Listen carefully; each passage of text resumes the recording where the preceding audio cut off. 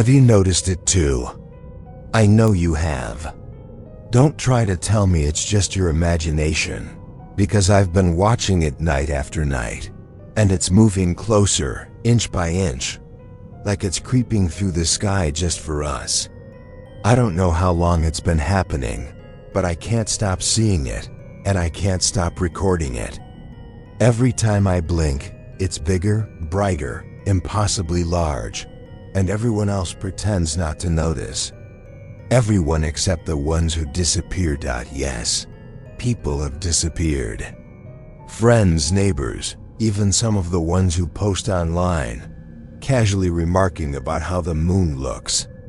Wrong. One day they're typing about it in a forum or a comment section, and the next, they're gone. Accounts deleted. Profiles wiped clean like they never existed. And now, I feel like I'm next. Or maybe I already am, and this recording is all that's keeping me tethered to reality. I shouldn't even be telling you this. They'll probably take it down soon, like they did with the others. That's the thing about the moon, they notice who sees it. It's not a coincidence that the people who spoke up vanished. There's a pattern, and I can feel it crawling closer every night. But I have to tell someone, anyone, before it's too late. You, I'm talking to you. If you're watching this, if you've even dared to look up lately, you already know what I mean. It started subtly. A shadow I couldn't explain, a glow too sharp to be normal, a sense that the sky itself had shifted just slightly. At first, I convinced myself it was a trick of my eyes, a reflection from the streetlight, something mundane. But no, it wasn't mundane. It never is.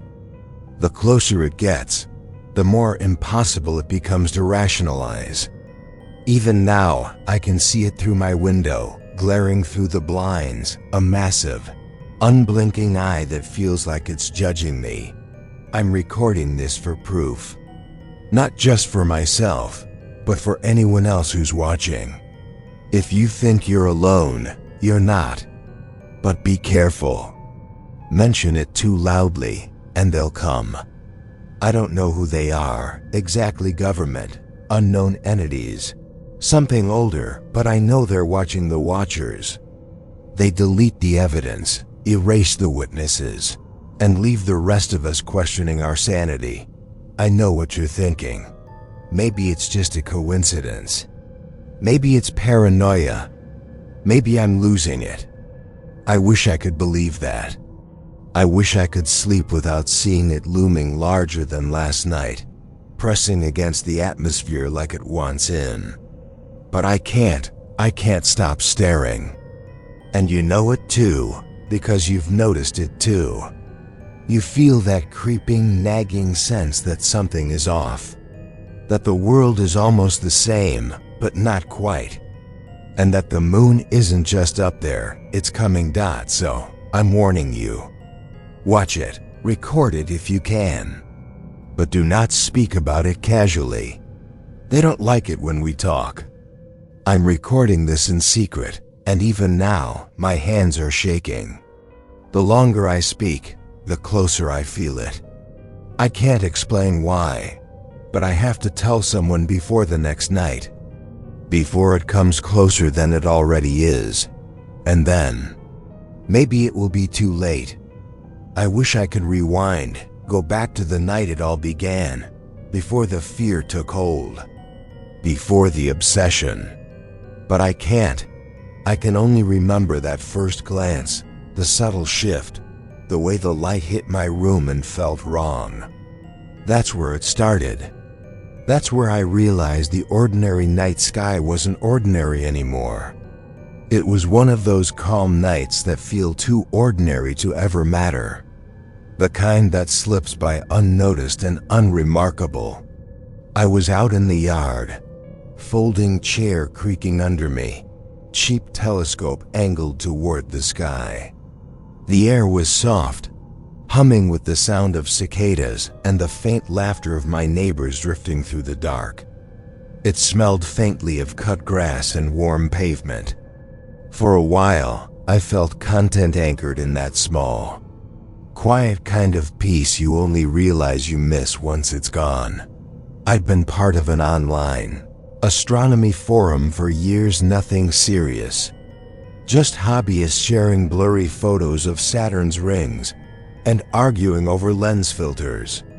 I had my laptop balanced on the arm of the chair, streaming live footage of my telescope's view to the group. The chat was its usual mix of small talk and stargazing tips.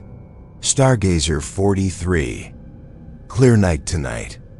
Jupiter's bright as hell. Me. Yeah, perfect visibility. Even the moon's looking crisp tonight. Orion kid. Anyone else think it looks bigger? That's what I noticed it at first. It was nothing. Just the moon, same as always, bright, white, hanging low.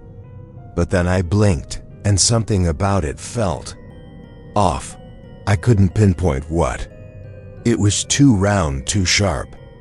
Like someone had turned up the contrast on the sky itself. I zoomed in through the lens, adjusted the focus, and the edges shimmered faintly, almost like heat waves over asphalt. I typed back, "Me. Nah, maybe the atmosphere's doing that thing again. Optical illusion happens." A few others chimed in, laughing it off. Someone joked about moon inflation. But the chat froze for a moment after I hit send. Then a new message popped up. "Orion kid. No, seriously, it's closer. You guys don't see that." And then message deleted. Another user wrote, "Moderator cleanup. Please stay on topic." That was weird. We joked about aliens and comets and worse before, and no one ever moderated that. I shrugged it off though. I even laughed a little. Maybe the mod was just tired of conspiracy talk. Maybe I was tired too. Still, I couldn't help staring at the moon a little longer. I told myself it was just perspective, some quirk of humidity, or the curve of the horizon. But the longer I looked, the more I felt like it was staring back, that it wasn't threatening. Not yet. Just aware. I tried to distract myself, posting a few light-hearted comments to keep the chat alive. Someone mentioned they were grabbing snacks. Another said their cat kept pawing at the telescope tripod. Normal, stupid, comforting things. The kind of banter that reminds you you're not alone under the night sky. But even then, I caught myself glancing up every few seconds. The moon hung there, enormous and impossibly still. I told myself I was imagining it, but a thin ribbon of unease started curling in my stomach. Around midnight, I packed up my gear and took one last look before heading in. The moonlight was bright enough to cast long, sharp shadows across the grass. I could see every detail of my backyard like it was under a street lamp. My own shadow stretched all the way to the fence, crisp and unnatural. I laughed softly, trying to make a joke of it. Guess I won't need a flashlight tonight. No one heard it but me. I closed the blinds before bed, just to block it out. I remember thinking about that deleted message, though how abrupt it was, how final. I even tried searching the username later, but it was gone. Account deleted. No posts, no profile picture. Like he'd never been there. By the time I crawled into bed, I'd convinced myself it was nothing. Just another night, another skywatch, another overactive imagination. But somewhere in the back of my mind, I couldn't shake the feeling that the moon had been closer than it should have been. Like a trick of distance I hadn't noticed until now. I must have drifted off around 2. I remember dreaming about light, soft, silvery, pulsing behind my eyelids. Then I woke up suddenly. The clock on my nightstand glowed. 3:33 a.m. The room was flooded with white moonlight. It poured through the blinds in thick bands. So bright it painted the walls, the ceiling, even my hands. I sat up, heart pounding. The air felt heavy, charged, almost humming. Outside, everything glowed faintly. Even the trees shimmered. For a long moment, I didn't move. I just stared at the window, too afraid to pull the blinds aside, too afraid not to. The light shifted once, just slightly, like something enormous outside had tilted its gaze, and that's when I realized I wasn't dreaming. The next morning, I woke up still thinking about that light. The moon shouldn't be able to shine like that. It shouldn't move like that. I kept telling myself it was some trick, bad sleep. Maybe atmospheric refraction, but the thought itched at me all day like something under my skin. So when the sun went down again, I decided to prove myself wrong. I set up my old DSLR on the back porch. Tripod steady, lens pointed squarely at the sky. I programmed it to take a photo every 30 seconds from midnight until dawn. It wasn't my first time doing a time-lapse. I'd done meteor showers, eclipses, even those dull star trail shots people love on Reddit. But this time I wasn't chasing beauty. I was chasing sanity. Before I went inside, I took one last look. The moon sat low and huge, washing everything in silver. It looked almost too perfect, like a movie prop hung above the world. I laughed under my breath and told myself, tomorrow morning, I'll have proof I'm just tired. I barely slept. When I pulled the footage up at dawn, I expected the usual, slow movement, a steady crawl across the frame, the Earth's rotation doing its thing. Instead, I saw something that made my chest tighten. The moon didn't crawl. It shifted, not smoothly, but in small, uneven jumps closer, closer, each frame just a fraction larger than the last. The shadows on my fence moved the wrong way, not east to west but inward, converging toward the center like the light source had moved closer to the ground. It didn't make sense. It couldn't make sense. I rechecked the timestamps, thinking maybe the camera had glitched. Maybe there was a power surge. No errors, no breaks. Just impossible geometry.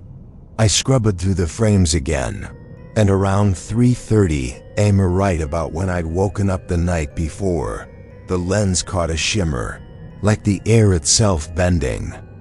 For a single frame, the moon seemed to twitch, like it was flexing. I froze on that image, my hand hovering over the mouse. The hair on my arm stood up. It was the same feeling you get when someone whispers your name in. An empty room. I uploaded a short clip to the astronomy forum. No edits, no commentary, just the footage and the caption. Time lapse from last night. Can someone explain this? Within 5 minutes, it blew up. People replied fast at first. Astronerd, lens distortion. Probably a focusing issue. Deep orbit. Dude, that's not distortion. Look at the shadows. Lunalog, this feels wrong. Delete it. Then the post vanished. 1 second it was there, the next 4:04. Gone. My account was logged out. When I tried to sign back in, I got an error message. User does not exist. For a while I just stared at the screen. Then, a new message pinged in my inbox from a blank profile. No name, no icon. Anonymous. Stop filming it. They'll notice. I typed back immediately. Me. Who's they? No response. I refreshed. Message deleted. Account deleted. That's when I realized my footage folder was empty. Every frame gone. Not moved, not hidden. Just gone.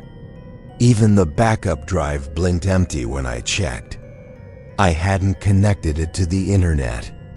There was no way. The air in my room felt different after that. Heavy, stale, like the world had tilted just slightly out of alignment. I tried to convince myself it was all explainable. Maybe I'd been hacked. Maybe the files corrupted. Maybe paranoia was just doing what paranoia does, filling in blanks with monsters. But the silence of it all felt deliberate, too precise to be random. For the rest of the day, I couldn't stop noticing small things. The news was full of coincidences. Unusually high tides on the West Coast. Reports of migratory birds flying in strange circles. A freak lightning storm that appeared without clouds. All minor, all unrelated, or so they said. But every story felt like another piece of something I wasn't supposed to see. By afternoon, I was writing everything down in a notebook: dates, headlines, forum usernames. I wasn't sure if I was connecting dots or drawing them from nothing, but I couldn't stop. Every rational thought said I was spiraling, yet somewhere deeper. An older part of me whispered that I was finally seeing what no one else dared to. That night, as the sun set again, I stood at the window and looked up. The moon was already visible, faint against the fading blue. It shouldn't have been that bright so early. It shouldn't have been that close. I thought about the deleted footage, the message, the silence that followed. Whoever or whatever they were, I knew I'd crossed some kind of line. Still, I couldn't look away. The angle was wrong again. The shadows on the rooftops bent inward, like the world was leaning toward it. I blinked, and for half a second, I could swear the moon pulsed slow, deliberate, like something alive. And that's when I started to realize this wasn't about imagination or malfunction. This was something bigger. Something watching back. I don't know when it stopped feeling like a coincidence. Maybe it was when I realized no one else was reacting. Not the news anchors, not my friends, not the people walking their dogs under a sky that looked like it was about to fall on top of us. By the third night, the moon was huge. It filled half the horizon, glowing like a swollen lantern that refused to fade. The light had changed to whiter, harsher, more like a floodlight than moonlight. Everything it touched looked overexposed, bleached of color. Even the shadows felt wrong, thicker, like stains that wouldn't move when you shifted your angle. I remember turning on the TV, just to hear anyone say something about it. The morning news host smiled too wide, blinking too rarely, reading headlines that had nothing to do with the obvious elephant in the sky. "Clear weather this week," one of them said, as the feed flickered for a moment, like static. Then they smiled again. Word for word, the next host repeated the exact same line. Every channel was the same. Same tone, same phrasing, same empty cheerfulness. Like they'd all been fed the same script. I started documenting everything. Screenshots, photos, measurements. I went through my old phone pictures, comparing the moon's size from last year to now. The difference was undeniable. It wasn't subtle anymore. It was closer. I began uploading side-by-side comparisons, time-stamped images, metadata intact. Every post vanished within hours. Not flagged or reported -erased. So I made backups. I uploaded them under burner accounts, encrypted them, sent them to friends. One of them, my oldest friend, Sam, actually replied. "Yeah," he wrote. "It's definitely bigger." Been saying that for weeks. It was the first real validation I'd had. I told him about the footage that had disappeared, the weird moderator messages, the silence online. He said we should meet up, talk in person, figure this out. I agreed. But when I tried messaging him the next day, the chat log was gone. His number disconnected. His social scrubbed clean dot the next week. His apartment was empty. When I asked the landlord, she just stared at me blankly. "There's never been a tenant by that name," she said. Her voice was steady, but her eyes looked like glass, marbles reflecting the white glare of the moon. That's when I started filming people. Crowds in grocery stores, commuters on the train, news anchors. All of them had this slightly delayed blink, a sluggish rhythm to their movements, like someone had turned down their frame rate. They smiled too long, laughed at nothing. I don't even think they noticed how unnatural they looked. Or maybe they did, and that was the point. I tried showing the footage to my sister. She told me I needed sleep. "You've been spiraling since Dad died," she said. "You're projecting grief into the sky." That word projecting stuck with me. It didn't sound like her. It sounded rehearsed. That night I set up 3 cameras. One pointed at the sky, one at my street, one at my window. I wanted proof from every angle. I recorded for hours, pacing the room, checking my screen's dot. At some point, I went live. I don't even remember deciding to, it just felt urgent. I opened the stream with a shaky breath and said, "If you're watching this, look outside. Look up, take a picture, post your location. Compare timestamps if this stays up." Within minutes, comments flooded in. "Luna Watcher. Looks fine to me." "Knocked user. Bro, you're tweaking. It's just perspective." "Void loop. Wait, I think. Yeah, it's lower here too." Then the feed stuttered. The comments froze. When it resumed, all messages after mine were gone. My viewer count dropped from 200 to 2. One of the remaining users typed, "Spectre 0. They're editing it live. They're in the feed." I stared at the name. Before I could reply, the stream cut to black. When I tried to reopen it, my webcam flickered to life on its own. For a split second, I saw my reflection on the dark screen, except my mouth wasn't moving. And my eyes looked like they were catching moonlight, even though my blinds were shut.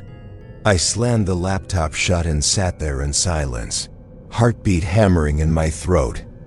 Outside, everything glowed silver. It was so bright it looked like daylight, but cold, sterile, wrong. By then, I'd stopped trusting the world around me. The people, the devices, even my own senses.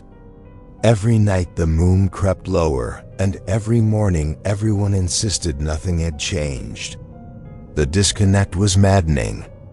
The only time I felt sane anymore was when I was documenting it, trying to prove to myself that the world hadn't quietly rewritten itself overnight.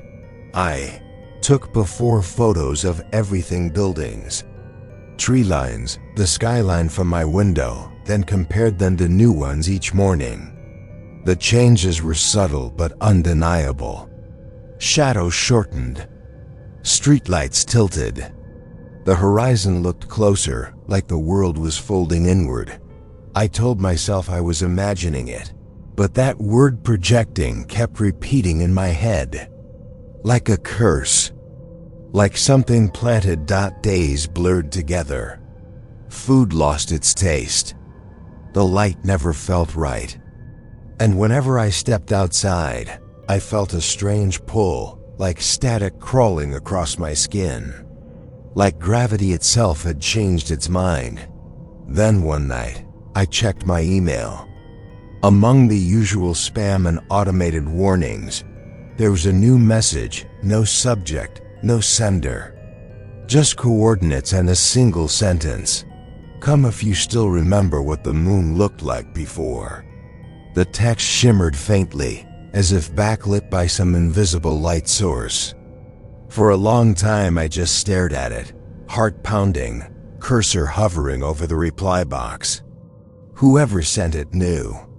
Maybe they'd seen what I'd seen. Maybe they'd survived it. Outside, the sky was unnaturally bright again.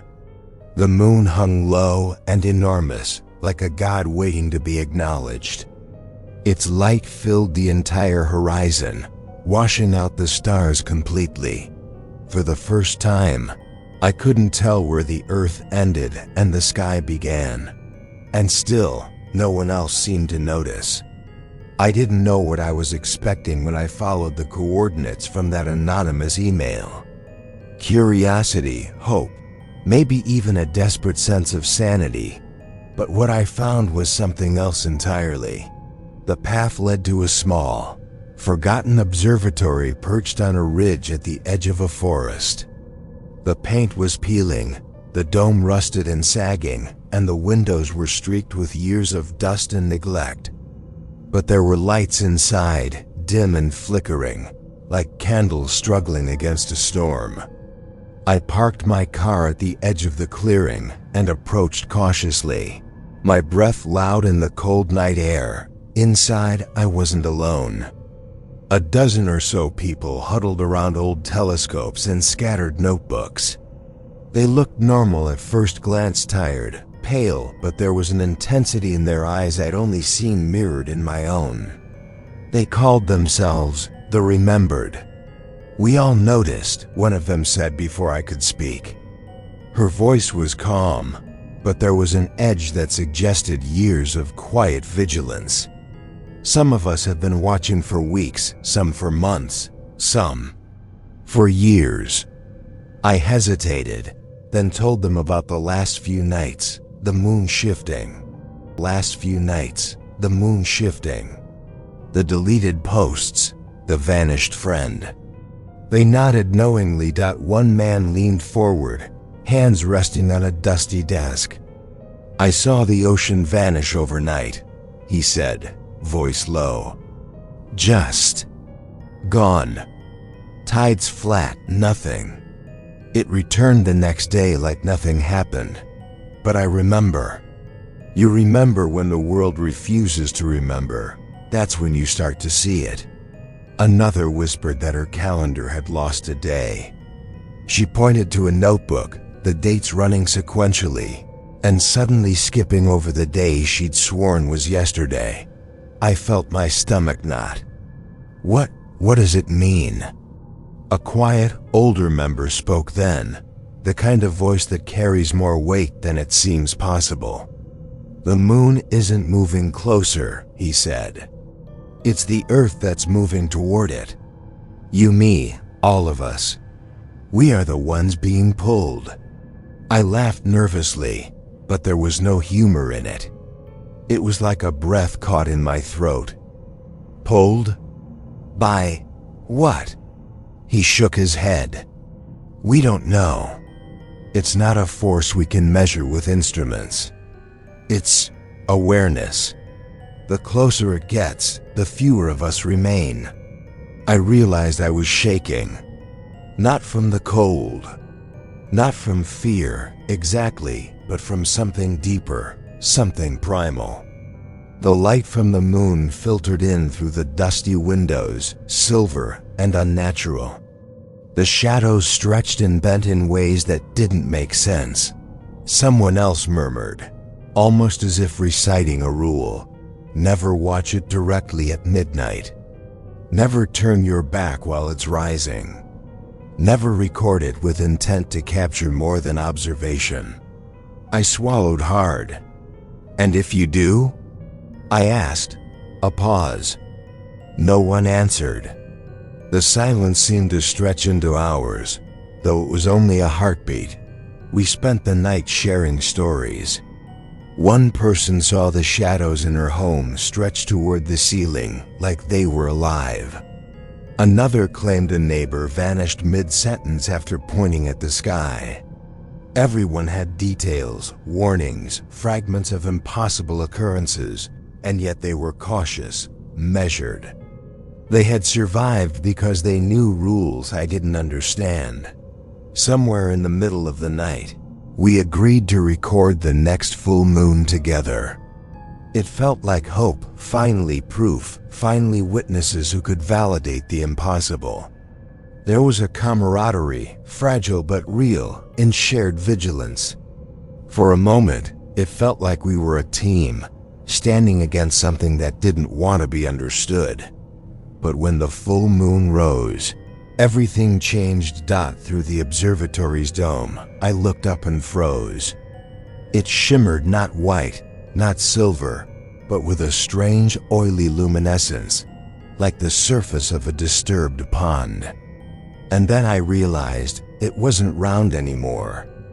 Not quite. There were shapes in the glow, contours that suggested an eye. A vast, unblinking eye that reflected the ridge, the observatory, us. And then I understood. In the gut-sinking way you understand the inevitability of a storm. It was watching. The remembered fell silent. Some of them whispered the rules again, almost frantic. Others just stared, paralyzed. I felt my hands tremble as I raised my camera. No one tried to stop me, but I could sense the tension, the dread that bound us together like a cord pulled tight. I wanted to speak, to ask someone what to do. But even in the shared presence of witnesses, the world felt fragile. The eye of the moon pulsed, faintly, deliberately.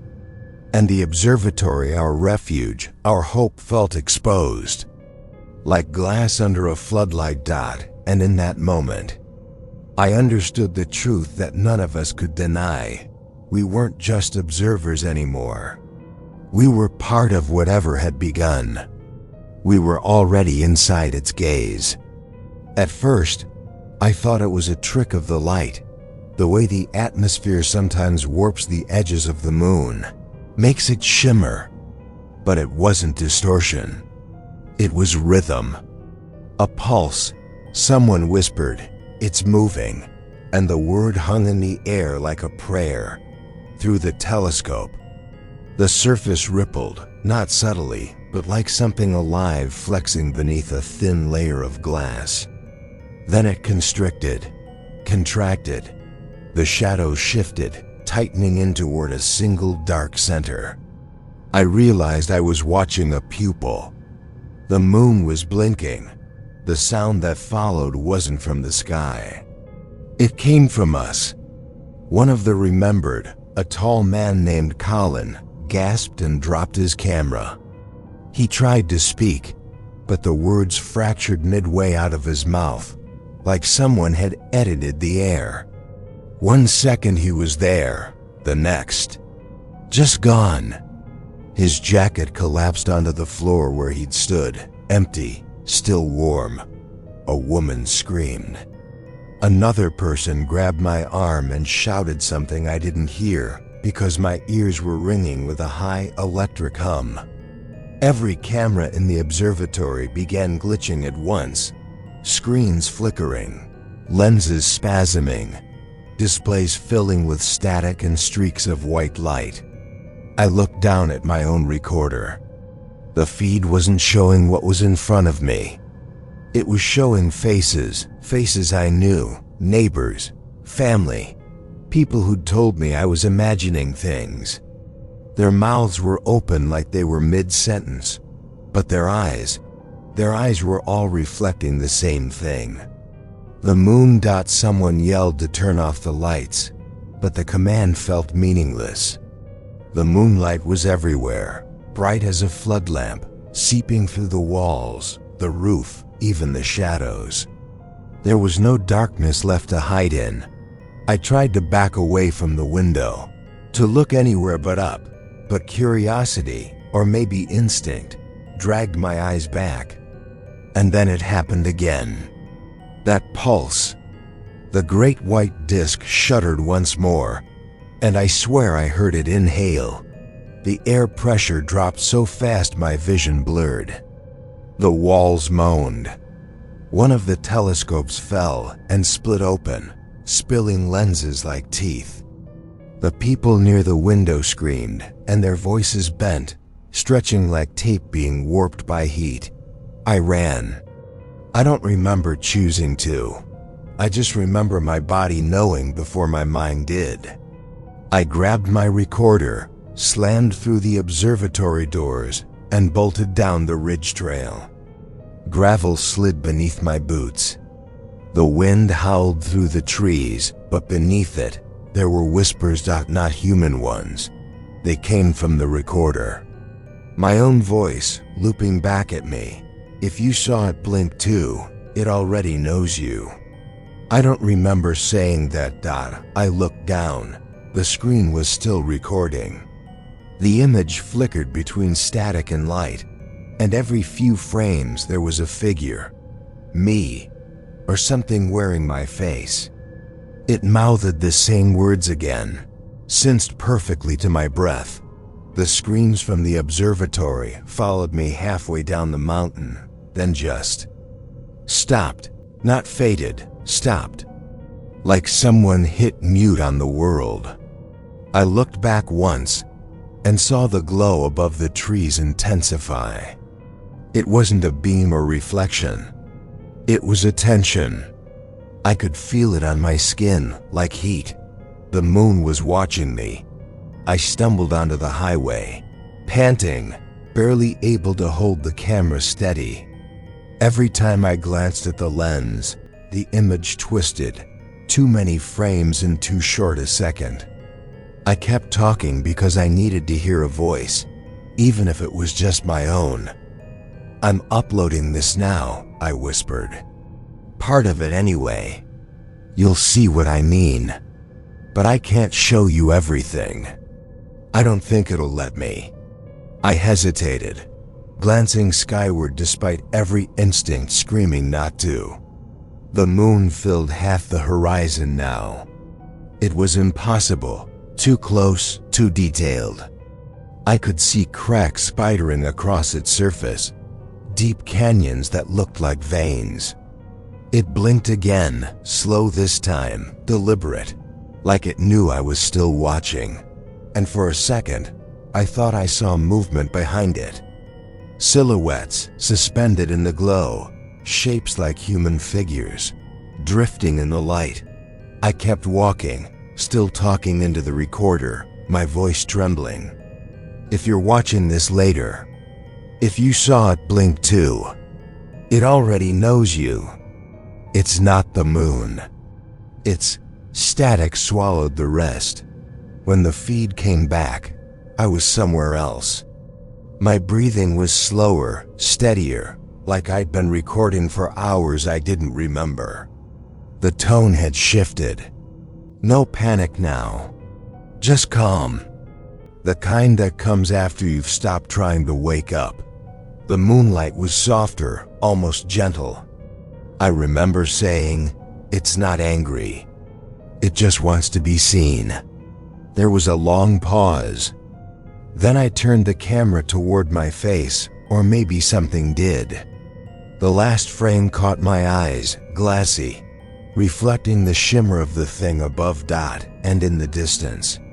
Faintly, like a voice carried on the wind.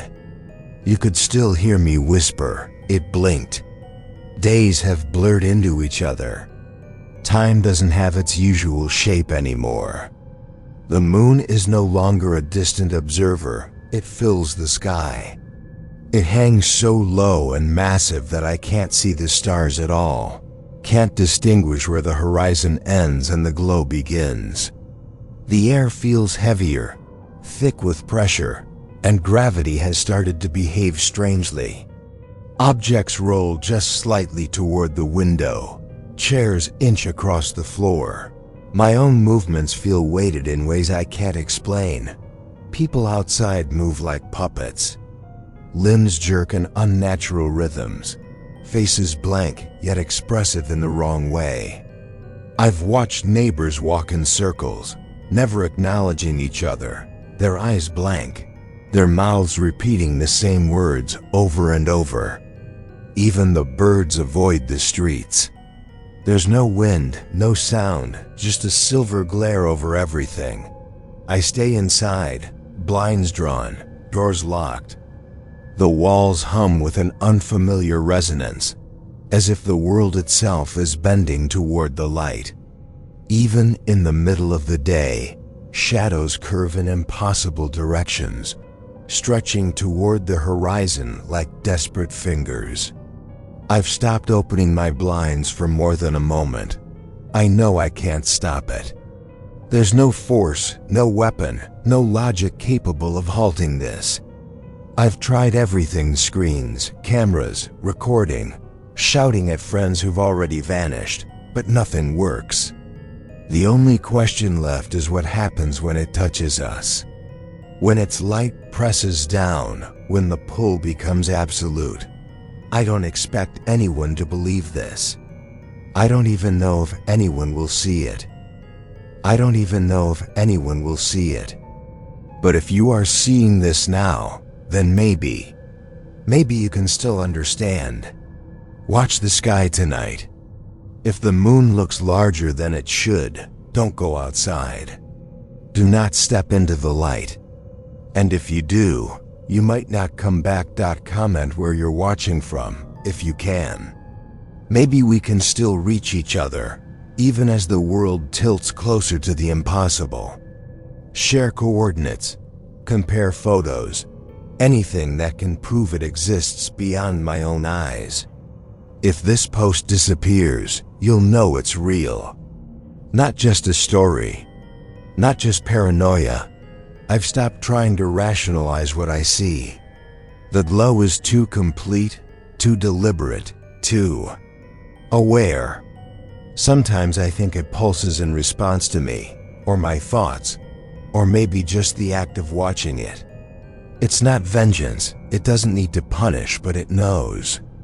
Always knows. I catch my own reflection in the window sometimes, pale in the moonlight.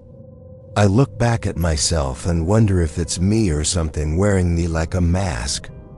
I feel that pull in my chest, in my bones, in every instinct, as if the world itself wants to bend me toward the sky.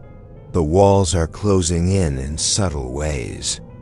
The floorboards groan, and the air tastes metallic. I keep the cameras running, though nothing captures it properly anymore. The recordings flicker, glitches stretching the silver glow into shapes I can't identify. Every frame teases me with what I know is coming. I've made peace with it. Not happiness, not relief, but a cold acceptance. I know I can't fight what is moving closer. I can only watch and record and warn whoever might see this before it's too late. Tonight, it will be closer than ever. You'll see what I mean soon. The horizon curves. Shadows lengthen unnaturally. The pull in your chest might already be happening. Stay inside. Stay hidden. Watch it from behind glass if you must. And remember, if you step into the silver glow, it will notice. It will see you. I can hear it now even indoors. The world hums with tension, a quiet pressure, a prelude I don't understand. My eyes keep wandering to the window, and I see it filling the sky, huge, blinding, unblinking. And if you're watching this, remember, if the post disappears, if this video vanishes, if it never reaches anyone else, then you'll know. You'll know I was telling the truth. I fade from the frame now. I sit in silence. The glow is relentless. The pull is absolute. But before the feed cuts completely, there's a flicker. My reflection in the window. Pale, wide-eyed, staring back at me, or is it staring past me? Behind the reflection, silver light burns. It doesn't pulse anymore. It waits. I don't know how long it took, but the video appeared online again. Not on any of my accounts, I can't access those anymore, but somewhere. On some new channel under a username I don't recognize. It was there, uploaded, live, ready. The title was the same. I watched the moon move closer every night. The description was chilling in its simplicity. New moon tonight. Comments were already flooding in. Some were curious, some dismissive, some too knowing. One viewer typed, "If you're seeing this, it's already begun again." And I realized then, with that familiar cold pull in my chest, that it had. The cycle was repeating. The video, the warnings, the blinking light. I felt the same tension, the same metallic taste in the air, though I wasn't even outside. The world hadn't changed, but my perception had, stretched thin like a taut wire ready to snap. Every viewer, every comment, every repost was a thread in the same web I'd tried to escape. I don't know who uploaded it, or why, or if I still exist outside the frame I left behind. But the moon, it doesn't care. It doesn't need me.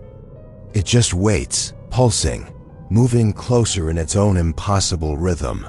I watched the newest uploads, the same footage I had taken, but in some of the frames, something felt different. The shimmer in the moonlight, the subtle way the shadows curved, it was sharper now, more deliberate. My reflection appeared in the corner of the shot, pale, wide-eyed watching. Or maybe it was me, caught again in someone else's lens. And then, as I stared, the surface shifted. I think I can see it now. It's not craters. It's faces. Thousands of them, pressed into the silver, staring back. My own? Maybe everyone who's watched, everyone who's vanished. The video buffer lagged, static, flickers. I leaned closer, unable to look away. And then it blinked again, and I